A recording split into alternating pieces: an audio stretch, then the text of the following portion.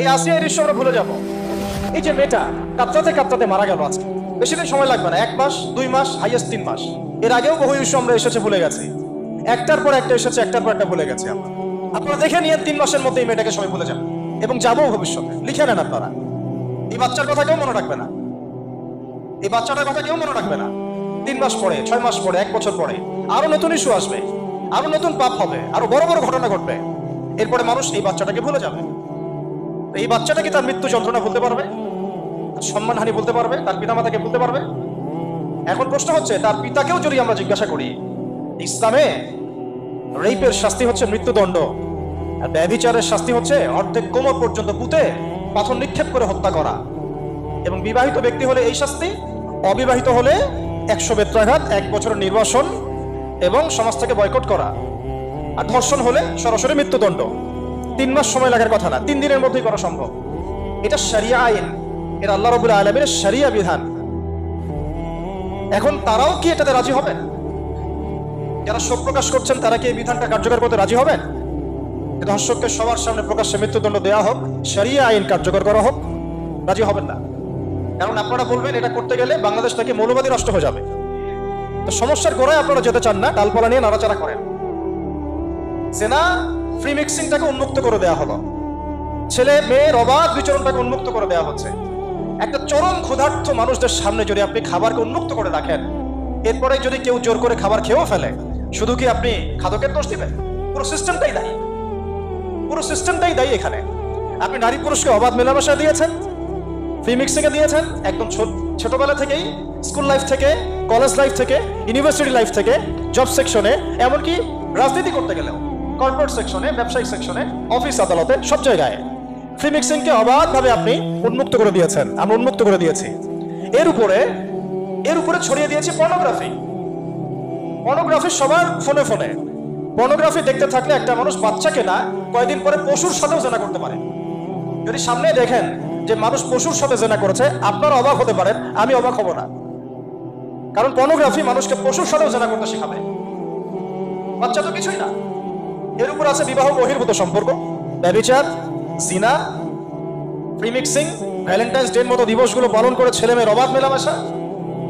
আর এই জেনাগুলোকে আমরা বলছি কাছে আসার গল্প, যেখানে ওর উপরে 100 বেত্রাঘাতের শাস্তি অলরেডি মজুদ হয়ে গেছে। আর কতগুলো যে জেনা হয়েছে এটা তো আল্লাহ পাক ভালো জানে। একটা দুইটা তো করে নাই, একটার পর একটা চেঞ্জ করেছে। বিবাহিত ব্যক্তি পর্যন্ত অন্যের স্ত্রীর সাথে জেনা করেছে।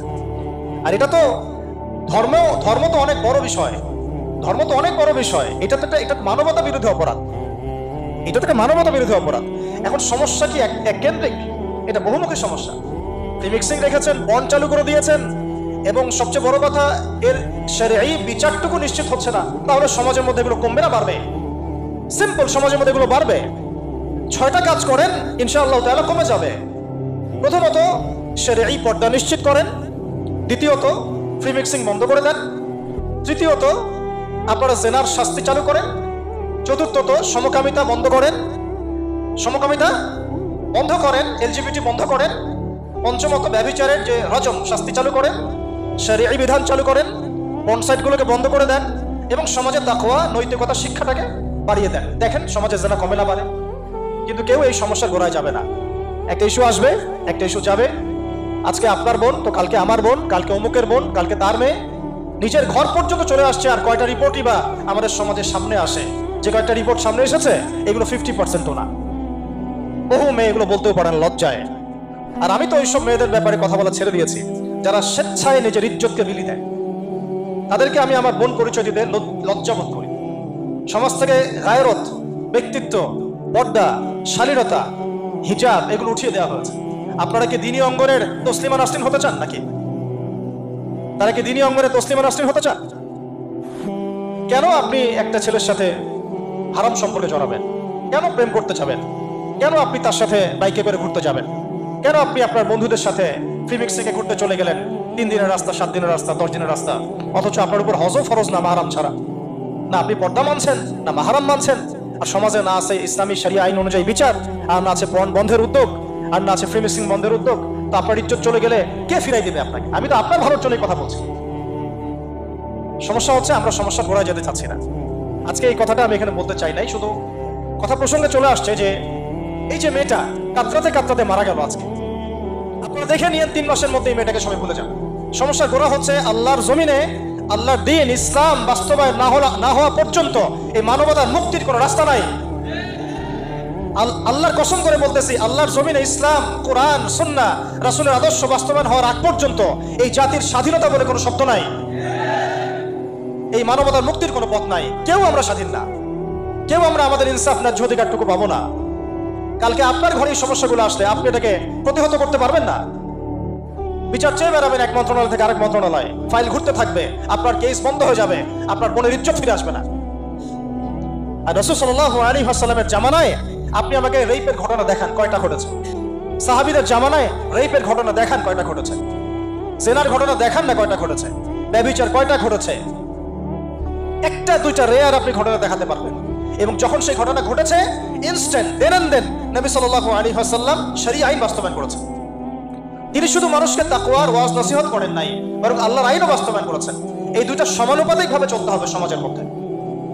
শুধু তাকওয়ার ওয়াজ করেই সব বন্ধ করা যাবে না, আইনও বাস্তবায়ন করতে হবে। তখন দেখবেন সমাজ সমান্তরালভাবে চলবে, একটা আলোকিত সমাজ বিনির্মাণের দিকে আমরা হাঁটতে পারবো ইনশাআল্লাহ। শুধু আমি ওয়াজ করে যাব, আইনের কোনো বাস্তবায়ন নাই, আবার আইন বাস্তবায়নের কথা বলবো, তাকওয়ার কোনো সমাজ নাই, এভাবে হবে না। দুটো একসাথে চলতে হবে। আমরা দুটো থেকেই সমাজকে বিচ্ছিন্ন করে ফেলছি।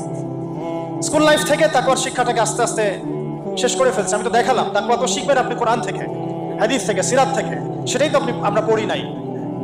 আমি চ্যালেঞ্জ করতে পারি আমাদের স্টুডেন্টদেরকে, আল কোরআনুল কারীমের 10টা সূরার অর্থ তারা বলতে পারবেন না, হাদিসের মধ্যে 100টা হাদিস তারা মুখস্থ বলতে পারবেন না।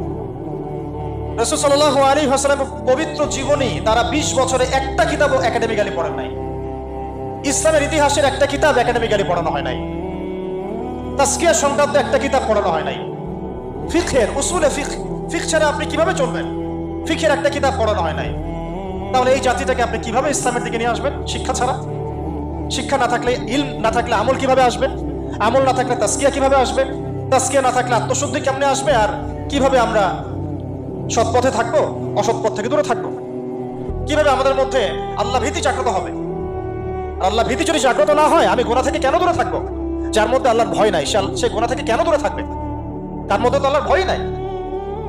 আমরা তাকওয়া বিবর্জিত সমাজ প্রতিষ্ঠার দিকে এত মেহনত করেছি বিগত প্রায় 50, 60, 70 বছর থেকে। কিন্তু আগামীর বাংলাদেশে আমরা এটা আর দেখতে চাই না।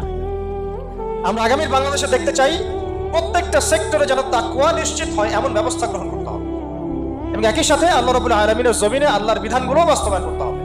শুধু তাত্ত্বিক কথাবার্তা বলে, দুঃখ প্রকাশ করে, শোক প্রকাশ করে কোনো লাভ হবে না, যতক্ষণ পর্যন্ত না আমরা আল্লাহ পাকের জমিনে তার আইন এবং বিচারগুলোকে বাস্তবায়ন করতে পারবো। আর আল্লাহর কসম করে বলছি, আল্লাহর জমিনে আল্লাহর বিধান বাস্তবায়ন হলে সমাজে পাপের হার তো কমে আসবেই। সমাজে পাপের হার তো কমে আসবে। কোন কাফের, মুশরিক, মুরতাদ জনগোষ্ঠী আমাদের দিকে চোখ তুলে তাকাতে পারবে না ইনশাআল্লাহ।